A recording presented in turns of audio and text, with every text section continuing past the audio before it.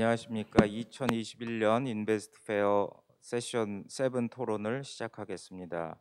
오늘 토론은 Hospital Centered Biomedical Cluster and Industry Academic Collaboration 모델입니다. 저는 분당 서울대학교 병원 백남종 병원장입니다. 토론을 같이 해주실 분은 김경원 오스템 임플란트 교육연구원장이십니다. 김경원 연구원장께서는 오늘 발표와 관련해서 어떤 내용을 주의 깊게 들으셨는지요? 예, 감사합니다. 좋은 발표 감사드리고요. 사실 저는 이제 치과 의사하면서 그동안 이제 대학에 좀 한 23년간 재직하다가 지금은 그 오스템 임플란트라는 그 임플란트 제조 회사에 있습니다. 근데 제가 오늘 이제 지금 우리 백 원장님께서 발표하시는 걸 보면서 느끼는 거는 저도 사실은 분당 서울대병원은 잘 알고 있습니다. 왜냐하면 제 아는 선생님들도 같이 계시고 제가 분당 서울대병원에서 같이 그러니까 거기 계신 선생님들하고 같이 협조해서 뭐 환자 진료라든가 그런 경우도 있었고, 또한 저희 아버님께서 사실 분당 서울대병원에서 암 수술을 받으셨기 때문에 잘 알고 있습니다. 그래서 제가 보면서 그 원장님 발표하시는 걸 보면 그 분당 서울대병원의 어떤 여러 가지 입지 조건, 그러니까 로케이션도 그렇고 그다음에 어떤 리서치 센터에 대해서 특히 그 HIV, 그러니까 헬스케어 이노베이션 그 파크에 대해서는 제가 그 분당을 다니면서 많이 봐서 알고 있었는데 그 규모가 이렇게까지 리서치가 돼 있는지는 잘 몰랐었고요. 그런 부분에서 상당히 감명을 받았고, 아까 잠깐 말씀하시면서 그 보여주셨지만 사실 저도 약 20여 년 전에 미국의 휴스턴에 연수를 갔었을 때 엠데드 캔서 센터라든가 유니버시티 오브 텍사스의 그 상태를 보면서도 사실 이런 헬스케어 클러스터에 대한 관심이 좀 있었습니다. 근데 그러한 부분이 우리 분당 서울대병원을 통해서 좀 더 잘 확장됐으면 좋겠다는 생각도 들고 많은 기대도 하고 응원하고 싶습니다. 예, 좋은 발표 감사드립니다. 네, 감사합니다. 뭐 그밖에 이제 질문 있으시면은 제가 보다 보니까 그 아까 발표하신 중에 그 빅데이터에 대한 말씀이 있으셨습니다. 사실 저희들이 요새 최근에 여러 가지 AI라든가 이렇게 발전하면서 사실 빅데이터에 대한 것이 상당히 많은 관심을 갖고 있고 중요성이 점점 부각되는 것 같은데요. 그 선생님이 말씀하셨던 것처럼 이런 빅데이터를 어떻게 보면 컬렉션하는 과정이라든가 또는 이러한 것을 다른 어떤 기업이나 여러 업체 또는 다른 그 어떤 헬스 사이언스에 대한 광고하고 같이 공유하는 프로세스에 대해서 조금만 좀 더 자세히 설명해 주시기를 부탁드리겠습니다.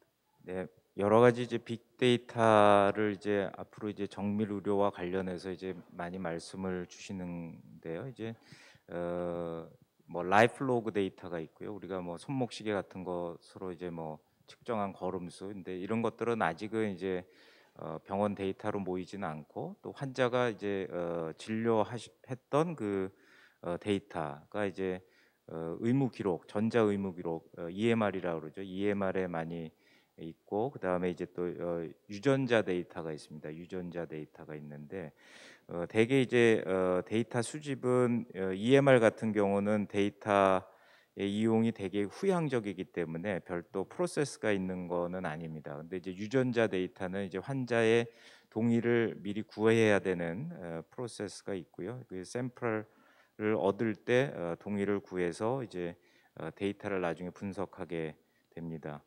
그래서 이러한 그 데이터를 빅데이터 연구에 활용하기 위해서는 이제 데이터를 좀 추출을 해야 되고요. 그 다음에 이제 데이터가 이제 정제가 돼 있지 않기 때문에 이제 표준화해서 정제하고, 그 다음에 이제 비식별화 과정을 거쳐야 됩니다. 그래서 이런 것들을 한 다음에 이제 IRB 기관 윤리위원회 심의를 받고요. 또 빅데이터 같은 경우는 또 별도의 심의를 또 받는 경우도 있습니다. 그래서 그렇게 한 후에 이제 연구에 활용하게 됩니다. 예, 지금 말씀하신 것처럼 제가 듣다 보니까 사실 저도 최근에 그 S사에서 하는 스마트워치를 타고 있다 보면 사실 간단한 혈압 같은 건 제지이기 때문에 아마 이러한 부분들이 지금 제가 알기로는 분당서울대병원이 그 차트 없이 전부 EMR로 되어 있는 어떻게 보면 우리나라에서 가장 처음에 EMR이 도입된 병원으로 알고 있습니다. 그래서 그런 부분이 되면은 아마 많은 어떤 그 정보도 얻을 수 있고 물론 이러한 것이 이제 또 컬렉션 되면 여러 분야에 많이 도움이 될 것 같은 생각이 듭니다. 그리고 지금 이제 저희 말씀하신 것처럼 이제 회사하고의 어떤 공동 연구라든가 또는 교육이라든가 이런 게 있을 텐데, 이러한 연구 등에서 얻어지게 되면은 아무래도 어떤 특허라든가 어떤 지적 재산권하고 연관된 부분이 발생할 수 있을 것 같은데, 그러한 부분은 어떤 식으로 이루어지게 되는지요? 네, 뭐 그 보통 특허 등 지식재산권은 이제 공동 소유를 하게 되고요. 그 권리에 대한 지분은 이제 참여 연구자 또는 연구기관 간에 이제 서로 기여도를 고려해서 정하게 됩니다. 그 공동 출원을 특허 같은 경우 이제 출원 인간의 그 지분 비율은 보통 기술 이전 계약에서 특별히 뭐 별도로 협의하지 않는 한 기술 이전 계약에 따른 수익 배분에서도 이제 동일하게 적용이 되고요. 지식 재산권의 이제 출원, 등록, 유지 등의 모든 비용도 공동 출원인 간의 지분 비율에 따라서 분담하게 됩니다. 예, 감사합니다.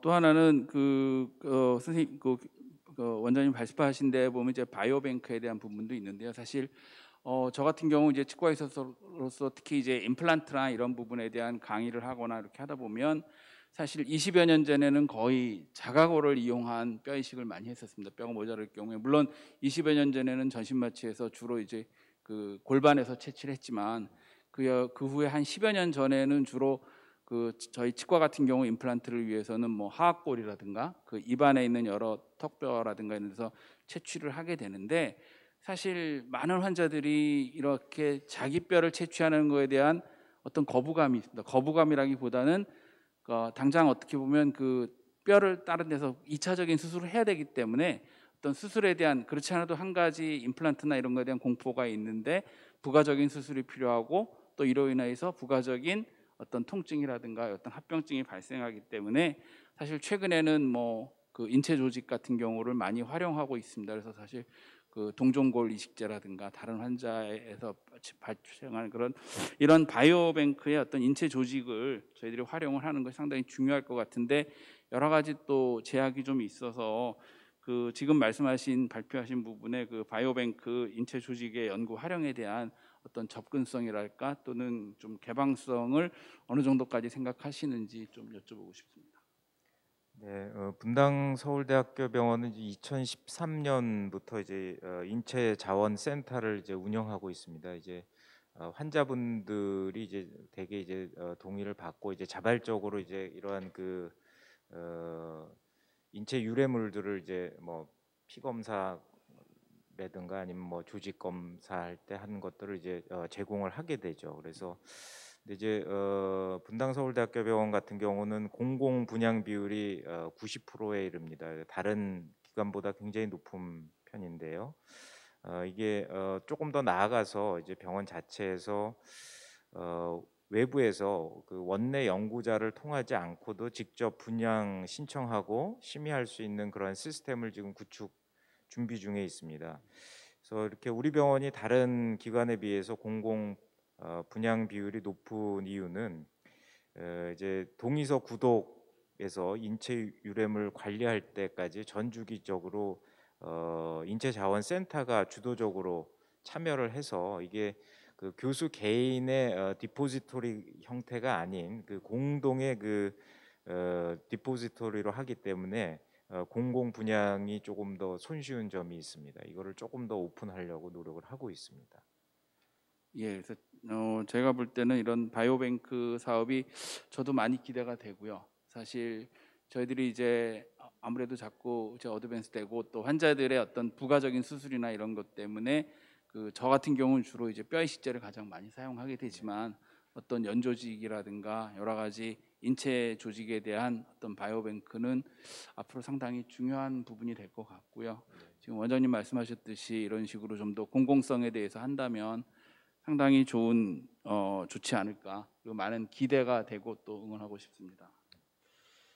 그리고 또 제가 이제 회사에 있다 보니까 마지막에 이제 원장님이 저도 회사하고의 관계에 대한 것도 얘기를 하셨던 것 같은데, 저희 회사 같은 경우도 사실은 연구원들을 꽤 많이 두고 있는데, 사실 연구원들이 어떤 공학도라든가 어떤 그 기초과학 쪽은 잘 알지만 실제 환자하고의 연관된 어떤 그 좀 더 바이오메케니컬한 거나 또는 바이오메디컬한 부분에 있어서는 지금 원장님 말씀하셨던 AHP 시설, HIP 시설을 이용하거나 그리고 아까 보니까 교육 프로그램이 상당히 많은 거로 봤었습니다. 그래서 그러한 부분에 대해서 교육을 받는다든가 또는 파견 근무 같은 것은 어떤 식으로 이루어질 수 있을지 좀 궁금합니다. 네, 뭐 일단은 그 병원에 있는 의료진하고 이제 공동 연구를 할 경우에는 이제 뭐 웻벤치나 이제 드라이 벤치를 어, 같이 사용해서 이제 연구를 진행하는 것이 충분히 가능합니다. 근데 이제 어, 국가법에 따라서 이제 연구실 출입에 대한 관리는 조금 진행을 하고 있는데 이제 연구실 안전 환경 조성법이라고 있습니다. 그래서 그거에 맞춰서 이제 출입자를 이제 제한하는데 뭐 안전 교육 이수를 했느냐 아니면 뭐 상해보험 산재 가입이 돼 있느냐 뭐 건강 검진 등 이제 어, 기본적인 요소만 확인이 되면은 간단한 서류 작업 후에 연구실 출입이 가능합니다. 그리고 뭐 여러 가지 교육 프로그램도 참여하실 수 있을 것 같습니다.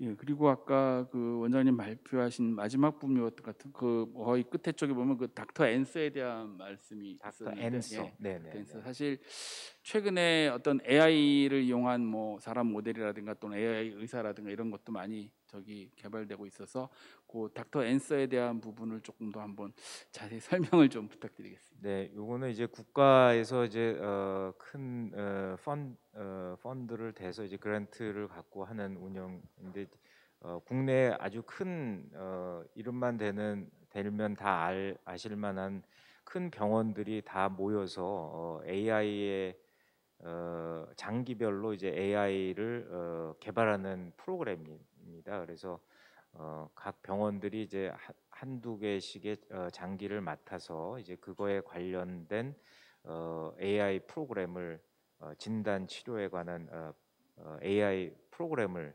작성하고 이제 이것이 모여지면은 이제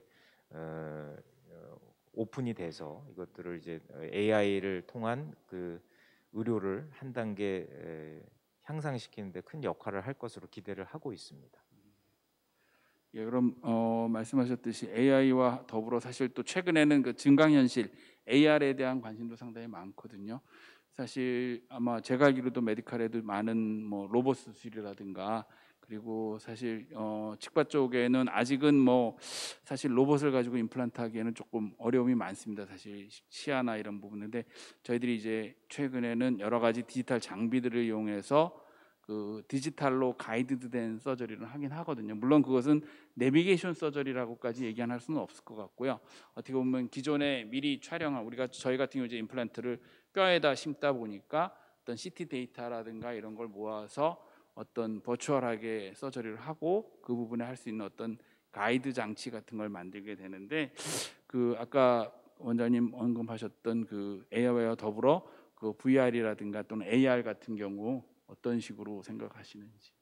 네, 지금 뭐 모든 수술이 이제 지금은 VR에 적용이 점점 늘어나고 있고요. 이제 복강경 수술에서 이제 한 단계 나가서 이제 로봇 수술로 많이 이제 전환이 네. 되고 있는 상황입니다. 그래서 이런 것들을 이제 시뮬레이션하고 교육을 하려면은 이러한 그 VR, AR이 꼭 필수적인 것 같고요. 아마도 이러한 그래서 모든 병원들이 이제 시뮬레이션 센터라든가 그다음에 이제 그런 것들을 이제 운영을 해서 초기 뭐 의료진에 대한 교육, 그다음에 학생 교육 이런 것들이 이제 점점 이러한 그 테크놀로지를 이용하는 추세로 변하고 있는 현실입니다.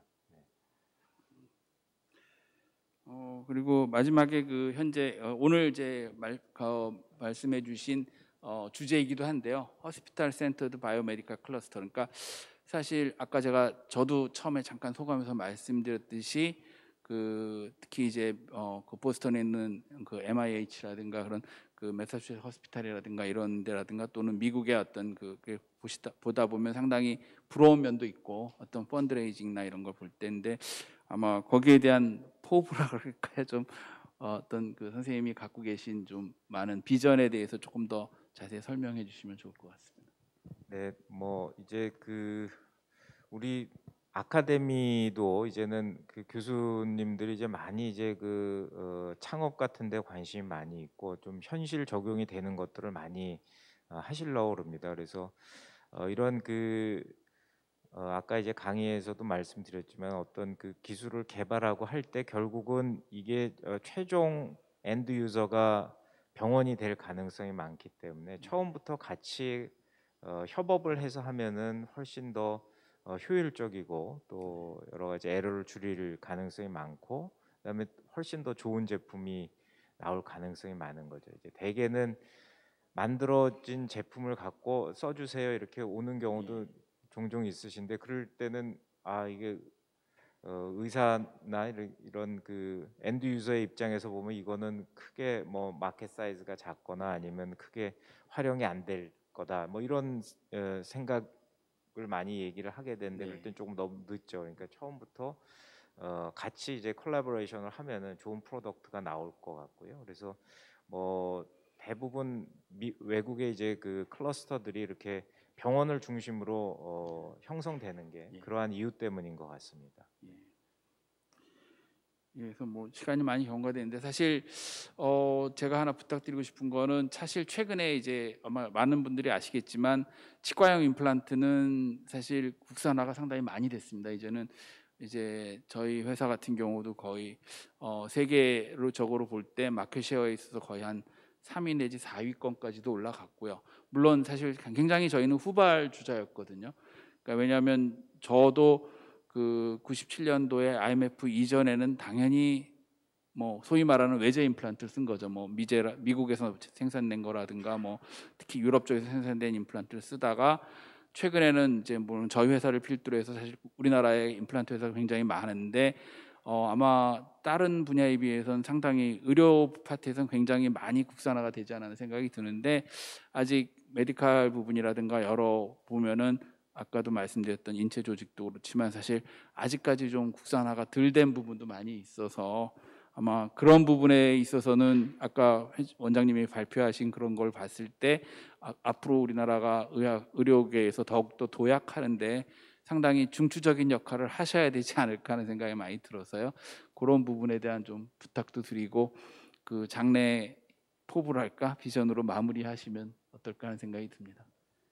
네, 뭐 여기저기서 좀 많이 도와주셔야 될 것 같고요. 저희는 이제 분당이라는 이제 특수 지역 ICT의 클러스터기도 하고 여러 가지 바이오 컴퍼니들이 굉장히 많고 그래서 이거를 이제 우리 아카데미가 중심이 돼서 병원이 중심이 돼서 이런 그 외국 같은 모델을 잘 만들어서 하나의 그 차세대 먹거리에